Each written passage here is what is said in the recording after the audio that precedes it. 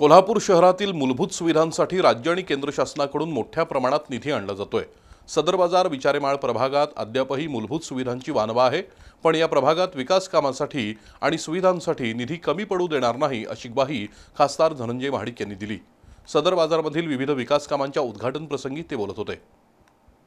कोल्हापूर शहरातील सदर बाजार प्रभागांतर्गत रस्ता काँक्रिटीकरण आणि गटरच्या कामासाठी 40 लाख रुपयांचा निधी खासदार धनंजय महाडिक यांच्या पाठपुराव्यामुळे मिळाला आहे। या विकास कामांचा शुभारंभ खासदार धनंजय महाडिक यांच्या हस्ते करण्यात आला।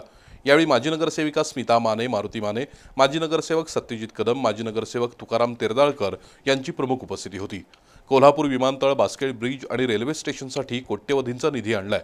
आता कोल्हापूर शहरातील जास्तीत जास्त रस्ते काँक्रीटचे करण्यासाठी भर दिला जाईल। त्याचबरोबर उद्यानांचा विकास आणि नागरी सुविधा पुरवण्यासाठी भरघोस निधी उपलब्ध करणार असल्याचं खासदार महाडिक यांनी सांगितलं।